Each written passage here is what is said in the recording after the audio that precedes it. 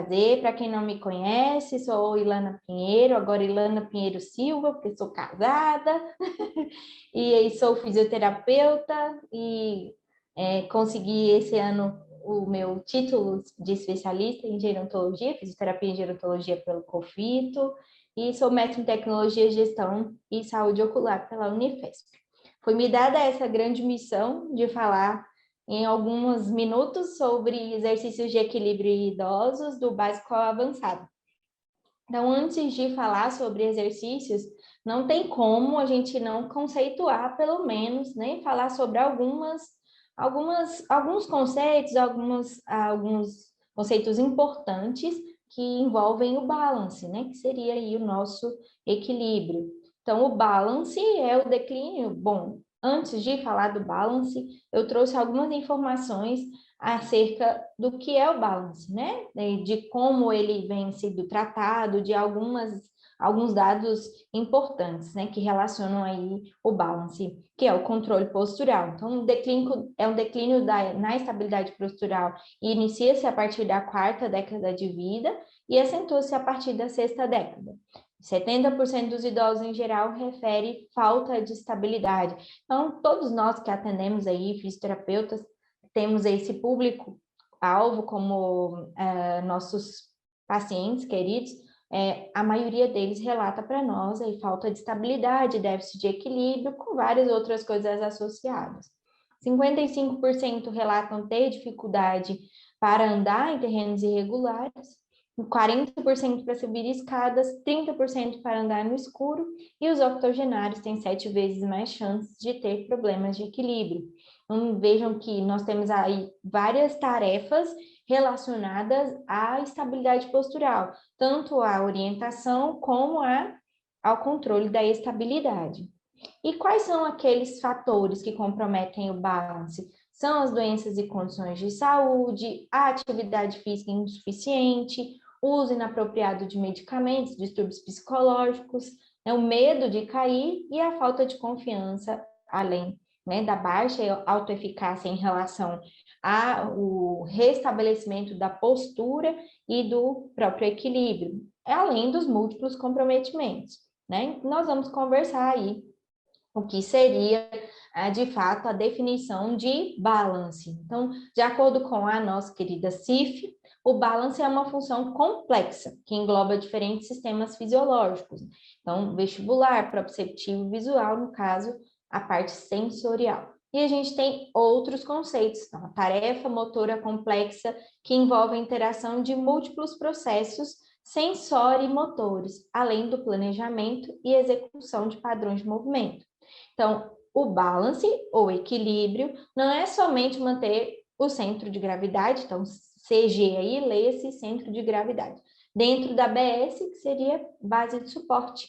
Então, orientação para o problema detectado, é saber se orientar, detectar um problema de desequilíbrio e responder a este problema, seja antes de passar por esse problema ou depois, que seria a estratégia reativa, também faz parte do balance. Então, sabendo todas essas informações, a gente tem aí quais são as principais tarefas do equilíbrio corporal. Então, manter uma postura, seja se manter em pé ou sentado. Então, equilíbrio não é só trabalhar a postura de pé, né? Então, tem o equilíbrio sentado, que seria o controle de tronco, o equilíbrio durante a tarefa da marcha. Então, nós temos várias formas de trabalhar esse equilíbrio.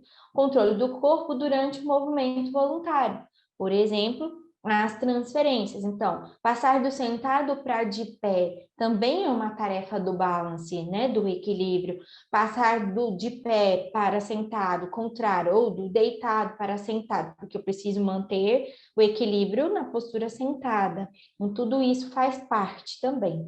Reação a uma perturbação externa, por exemplo, o tropeçar. Então, se estamos andando na rua, né? O nosso idoso está na rua andando, e aí ele passa por um processo de perturbação externa, um empurrão, um tropeço, ou ultrapassar um obstáculo e não conseguir, né, tropeçar, que seja, também faz parte, reagir a essa perturbação faz parte da tarefa do equilíbrio.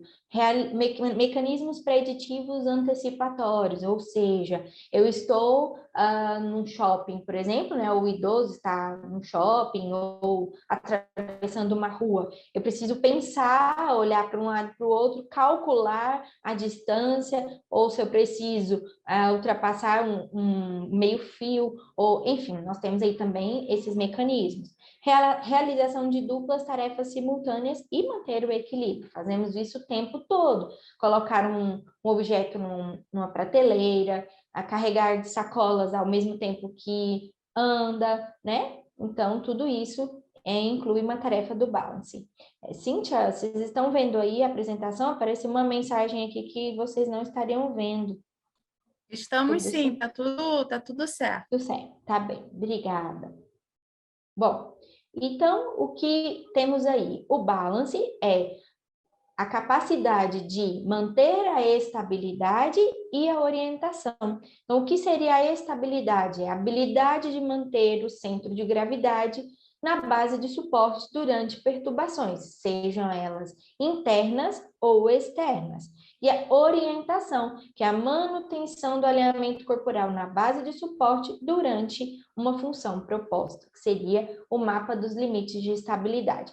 De forma mais grosseira, então, a gente estar numa postura em pé e, por exemplo, eu precisar ficar numa perna só para ultrapassar um obstáculo, eu preciso manter a minha estabilidade durante aquela perturbação. Passar de postura bípede para unipodal é difícil, então eu preciso manter a minha estabilidade e orientar. Nessa mesma condição, eu vou ficar numa perna só e eu preciso saber se eu estou alinhada e o quanto eu consigo me equilibrar. Então, manter a orientação, manter o alinhamento corporal na base de suporte e a estabilidade é a habilidade de manter aquele centro de gravidade na base de suporte durante as perturbações.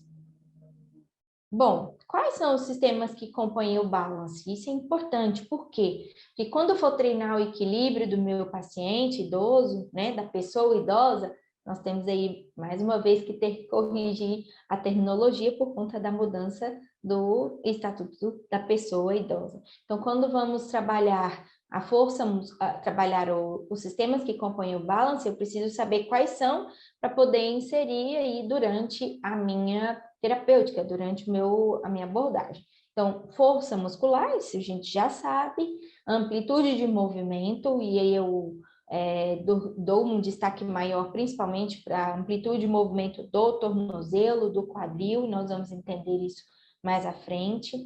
Alinhamento, nós já falamos sobre isso, né? Sobre o alinhamento corporal. Visão somatosensorial e vestibular, e aí a tríade do sistema sensorial, que é importantíssimo na hora da abordagem no equilíbrio da pessoa idosa. Organização sensorial, que seria a integração desses três sistemas, porque não adianta eu trabalhar somente os sistemas isolados e não interagir em organizá-los. Limites de estabilidade, de extrema importância. O idoso precisa entender até onde ele consegue ir. E neste limite delimitado, a gente entende que ele consegue se equilibrar dentro daquele limite, ultrapassou aquele limite, ele já não se equilibra mais. E o que é que ele usa para manter a sua estabilidade? Qual estratégia? Esse limite está muito pequeno, está aquém do que é esperado para uma pessoa idosa. Então, tudo isso é testado na avaliação, que brilhantemente foi dito pela professora Cíntia, que o BEST, o mini BEST teste, eles testam também limite de estabilidade. Percepção da vertical ou alinhamento corporal, muitas vezes, principalmente aqueles pacientes que sofrem algum transtorno de nível de sistema nervoso central, ficam com alteração da percepção da vertical, eles acham que manter-se na diagonal é estar alinhado, então precisamos trabalhar essa percepção da vertical. Respostas reativas e respostas posturais antecipatórias. A resposta reativa é como ele reage a um estímulo de perturbação, e a postural antecipatória é como ele se prepara para ultrapassar ou vivenciar uma situação de instabilidade postural. Qual é a estratégia, qual é a resposta que ele utiliza? A atenção, que entra dentro da parte cognitiva também, medo de cair e a ansiedade. Não está por último, mas não menos importante. O medo de cair e a ansiedade é algo que precisamos trabalhar com muita clareza, porque isso impede que a gente faça os exercícios, que o idoso progrida nos exercícios de equilíbrio. Então, a abordagem do medo de cair e da ansiedade é de igual proporção e importância em relação aos exercícios que a gente trabalha com o treino do equilíbrio.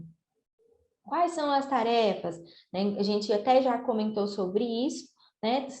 As tarefas que envolvem o balance, né? O slide for repetir.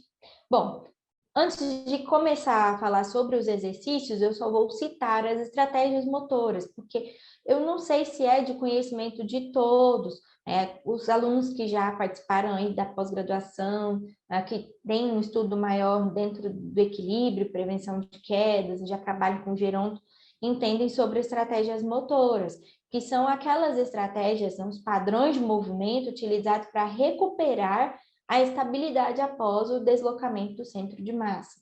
Então, eu tenho um desequilíbrio, eu tenho uma perturbação. São essas as primeiras estratégias que são utilizadas para que o meu corpo volte à estabilidade.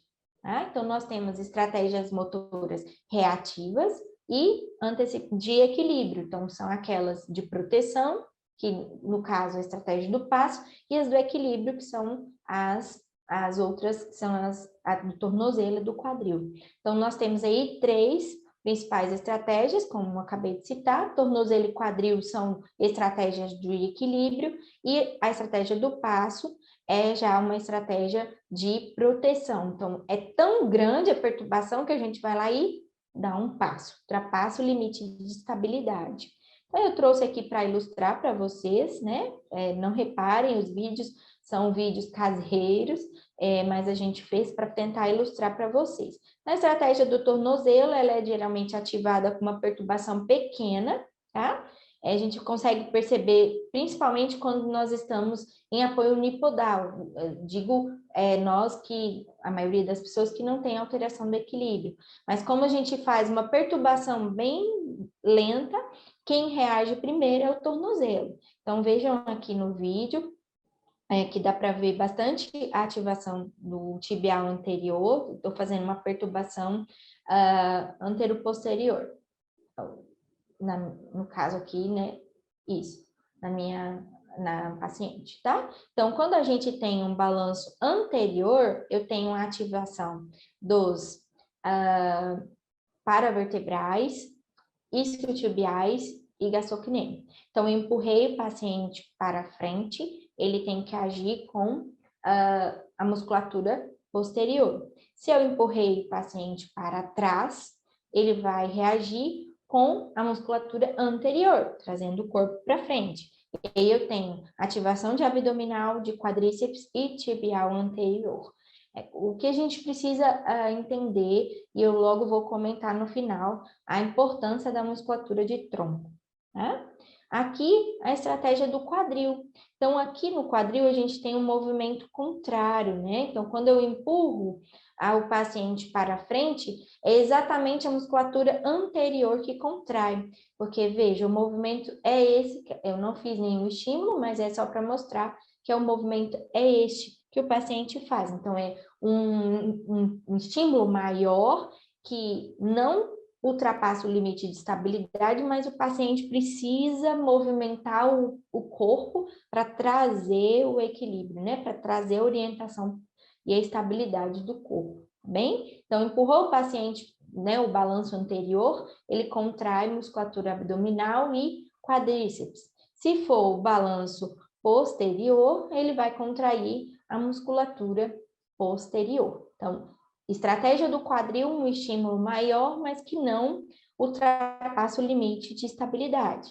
E por último, a estratégia do passo, essa é bem conhecida, quando a gente tem um estímulo bastante grande, que chega a ultrapassar o limite, né? A pessoa não consegue se manter, ela vai dar um passo para acolher o centro de gravidade. Não tem como, para se manter na postura, para não cair, ela precisa dar um passo, como se fosse abrir a base de suporte.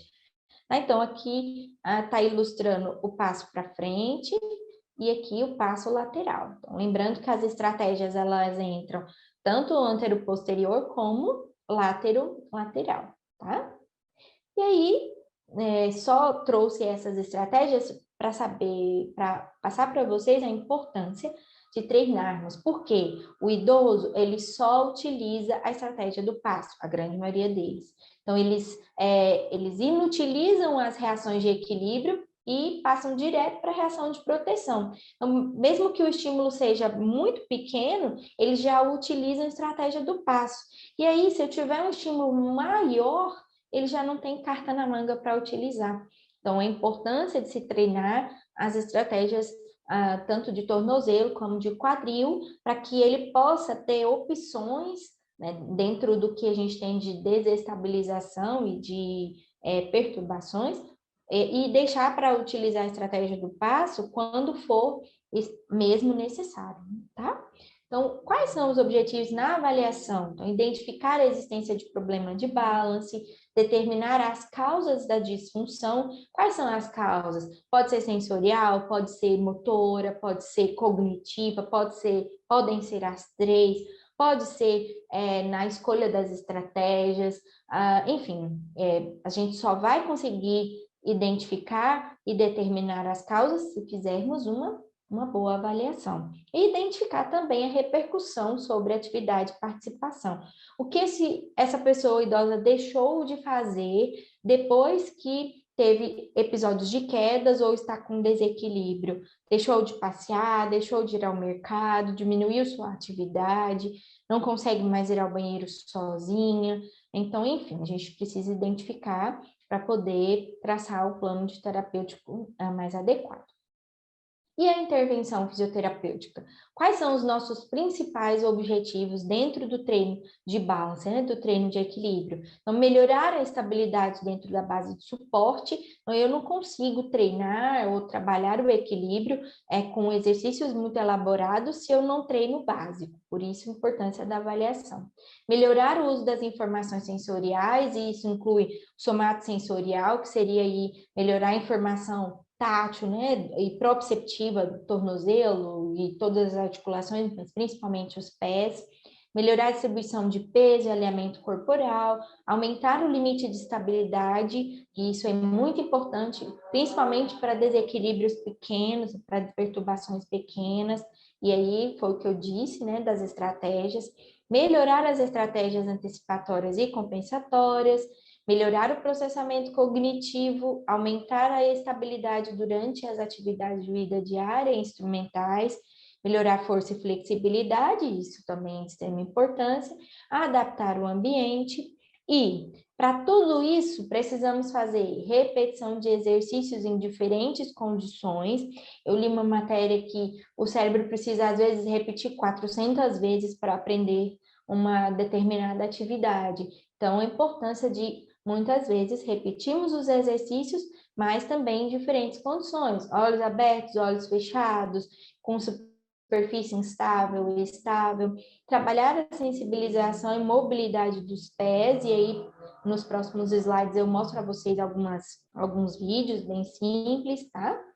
A mobilidade dos pés, né? A sensibilidade dos pés, a propriocepção ajuda a diminuir a oscilação. Então, se eu coloco, às vezes, eu tenho um idoso que tem muita oscilação e não consegue fazer os exercícios, melhorar a informação sensorial, principalmente dos pés, melhora um pouco essa oscilação, tá? Trabalhar a mobilidade de cervical e de tronco, aí a importância tanto dos músculos do tronco, lembra que eu mostrei ali na eletromiografia das estratégias, né, do tornozelo, quadril, a importância e como essas musculaturas entram nas estratégias, então a importância de se trabalhar, e cervical por conta da questão da orientação. Então, a musculatura cervical tem proprioceptores que dão essa noção de orientação no espaço. Eu preciso trabalhar a mobilidade cervical. O alinhamento corporal, a reorganização sensorial, trabalhar com alvos fixos e móveis. Então, a gente sempre trabalhar com movimento de luzes ou de alvos que estão ou na parede, no chão, né? Enfim, superfícies instáveis, e trabalhar também as reações de equilíbrio e proteção, além das reações antecipatórias. A gente vê isso muito nos circuitos, né? Que muitas vezes eu vejo o pessoal postando no Instagram, trabalha bastante reação antecipatória. O idoso precisa entender o tamanho do passo, onde ele vai colocar o pé para ultrapassar o obstáculo, né? Tarefas funcionais, tarefas cognitivas e motoras, exercícios desafiadores, não subestime a capacidade do seu paciente, e o toque leve, que é de inibição das reações de proteção. Então, a gente utiliza-se do toque leve e não segurar o paciente. Então, simplesmente o fato de tocar, você já traz aí essa questão da reorganização corporal e sensorial, e esse paciente consegue se estabilizar. Tá? Aqui é só algumas informações do que a gente pode trabalhar, tá? Eu vou passar bem rapidamente, porque os próximos slides nós temos alguns exercícios em vídeo, tá? Então, lembrar de trabalhar o tronco inferior e superior, os membros inferiores em força, né, muscular, o ADM, sempre lembrar do tornozelo, o pé, a cabeça e a cervical, e não só membros superiores e inferiores. O alinhamento de cabeça e de tronco, eu já disse que a cabeça tem proprioceptores da cervical para orientação espacial, tá? E os alongamentos do tronco, caso seja necessário. O neuromuscular seria o treino dessas estratégias, tá? De desafio, estratégias motoras.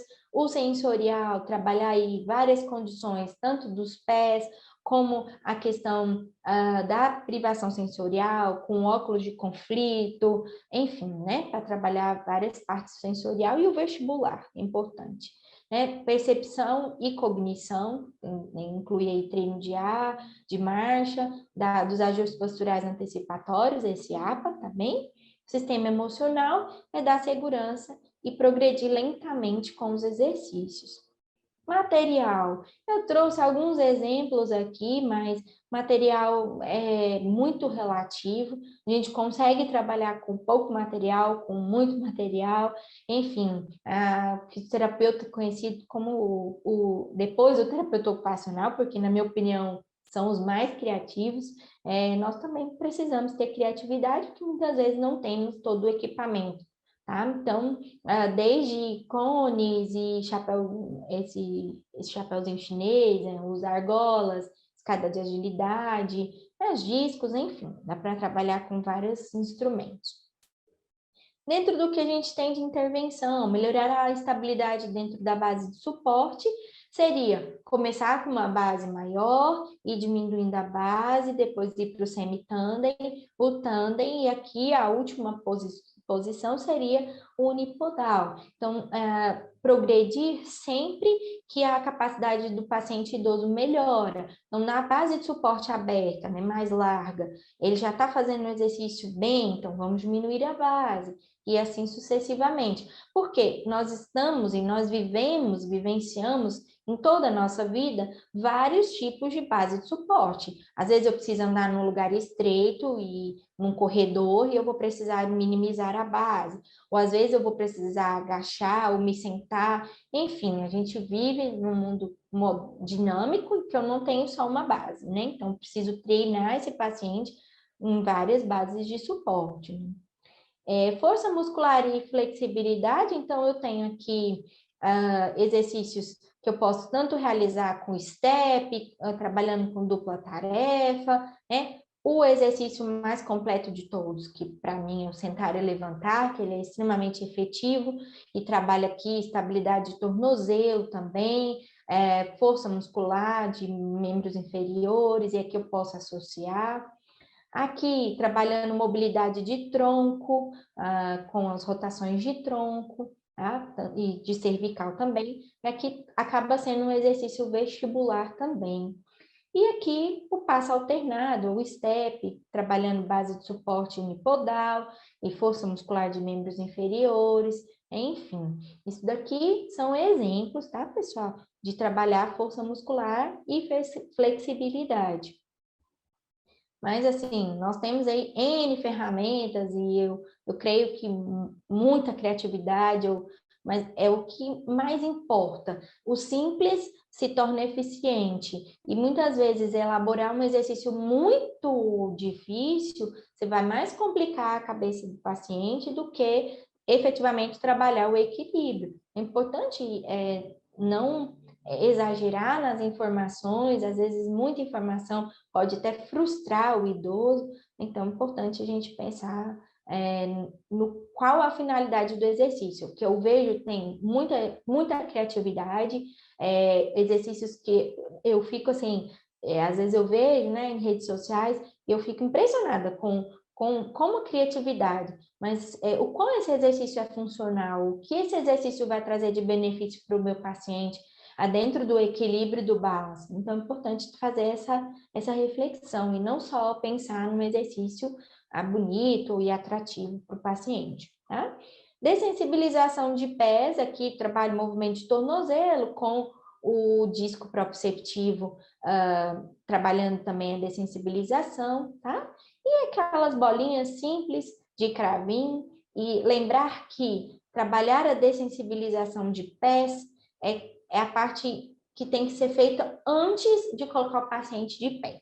Então, mobilizar tornozelo, mobilizar os ossos do tarso, fazer exercícios de dorsiflexão, né? Enfim, preparar esse pé e esses pés para começar os exercícios de equilíbrio mais na postura de pé. Tá?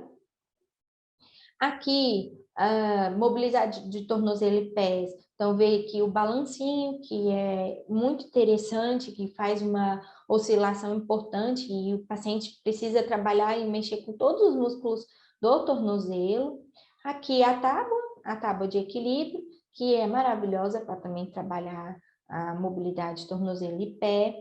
E o Bosu, né? Também seria um outro equipamento que é legal de trabalhar.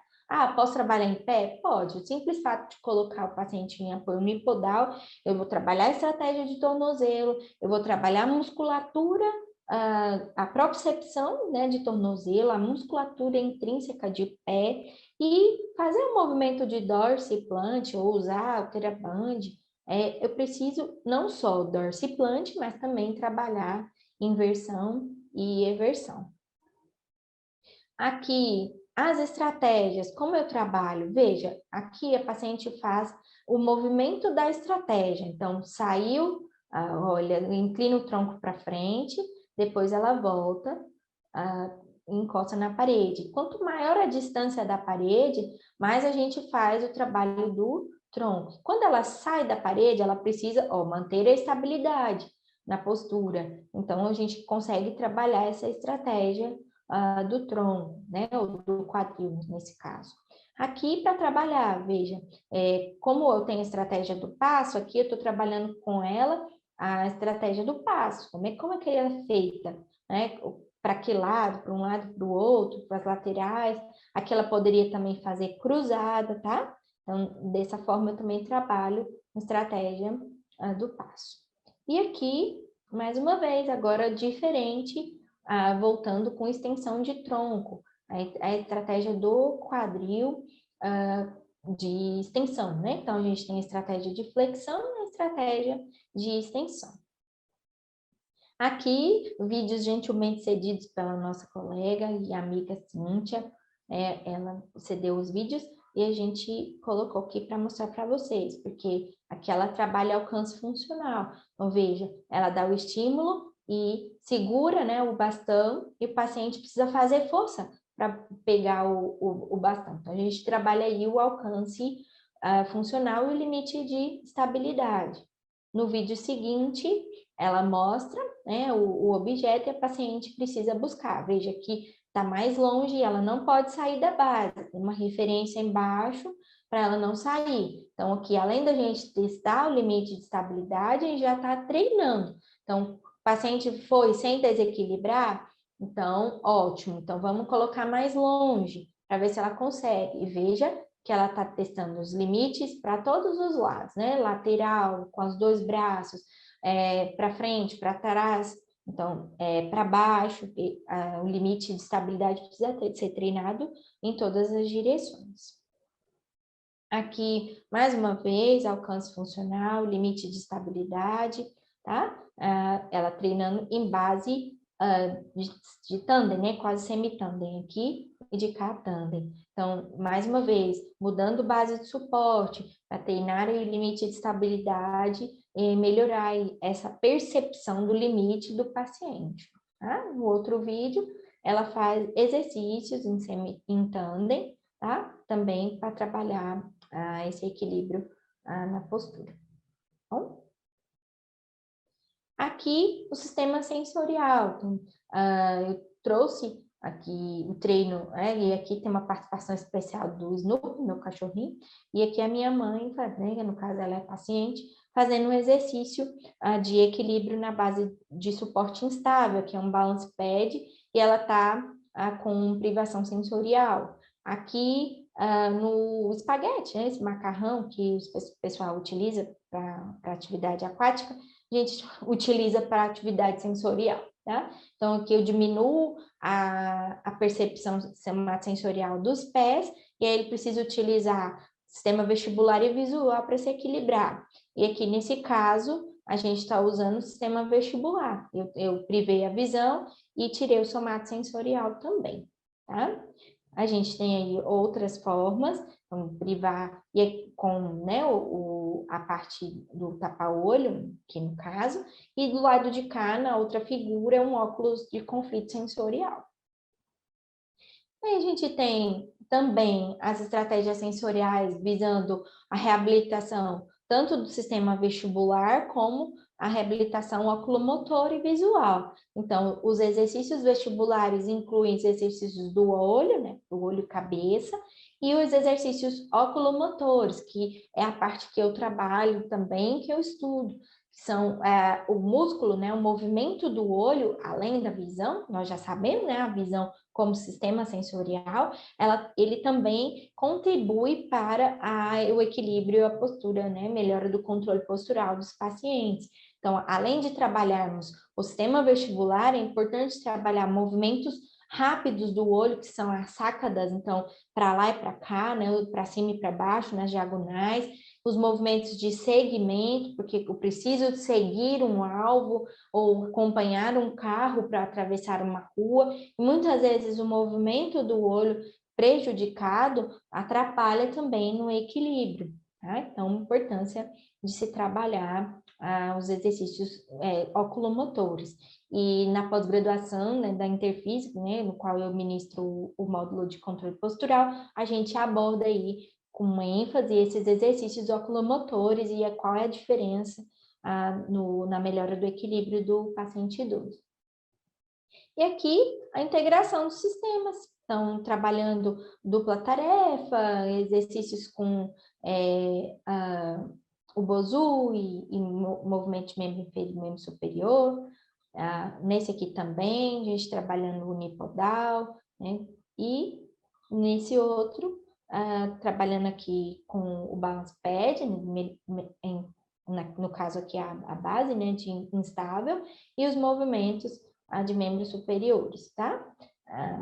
Aqui a gente tem mais um exercício, ela está em unipodal no balance pad, e aqui trabalhando a mobilidade, né, com a bolinha de cravo, e aqui trabalhando as rotações do tronco e do corpo, com uma base instável, que esse é o giroplano, né? Todos nós conhecemos o nosso equipamento. Aqui outro exercício, trabalhando mobilidade de tronco, de quadril, com alternância de membros superiores e membro inferior. Aqui outro exercício com dupla tarefa, o paciente vai ficar numa postura de tandem, vai ter que realizar, tá no balance pad e precisa realizar, né, uma outra atividade. Aqui, mais uma vez, também trabalhando mobilidade de quadril, né, e os exercícios com membros inferiores e superiores, tá? E aqui, mais uma vez, gentilmente, a professora Cíntia cedeu exercícios, incluindo a atividade cognitiva, ou aqui na parede, né, tem várias informações, aqui ela está treinando o giro, nesse caso, tá? Treinando o giro, que é importante também, além da dupla tarefa. Tá? Aqui, nesse caso, trabalhando o apoio, a marcha em tandem, com pista visual no chão, para que o paciente vá o mais rápido, ou mais devagar, e ela também está utilizando aí as informações das pistas visuais, tá? Outro exercício, utilizando também aqui embaixo, a paciente fazendo sentar e levantar, né, com o uso da bola. Então, dupla tarefa cognitiva, nesse caso, dupla tarefa motora, poderia associar com alguma fala, com algo que o paciente poderia repetir ou mudar de atirar essa bola num alvo, né, visto que tem os alvos aí, algumas figuras na parede, que também seria importante. Que esses exercícios que eu mostrei foram todos dupla tarefa motora. Então, é importante que faças também a dupla tarefa cognitiva, tá bem? Que é a mais importante de todas. Então, fazer exercício com membro inferior, membro superior é importante, mas trabalhar a cognição também. Aqui é um circuito, né, que a gente bem conhece, várias pessoas trabalham, aqui no caso trabalhando marcha lateral, né? É importante trabalhar a marcha com esses pacientes, com marcha com obstáculos, tá? E depois o paciente faz o giro também. Aqui mais exercícios, trabalhando o unipodal, de cá a gente trabalhando com privação sensorial, né? Eu marquei aqui, mas a aluna está com um óculos de conflito visual que fecha a visão central, então ela só está usando visão periférica. E é importante a gente trabalhar com esses óculos de conflito para o paciente utilizar outros sistemas, tá? Nesse caso, o paciente na prancha de equilíbrio, aqui tem uma atividade no tablet e ela precisa fazer, tá? Uma atividade cognitiva. E aí a gente tem uma dupla tarefa cognitiva. Aí você fala, ai, Ilana, mas meu idoso nunca vai conseguir fazer isso. Não subestimem, tá? É claro que existem casos e casos, mas a gente precisa também pensar em evoluir esses exercícios. E aqui eu só trouxe uma marcha de um paciente com Parkinson, tá? E aqui, vejam, eu não tenho pista visual para ele seguir, né? Fazer o contorno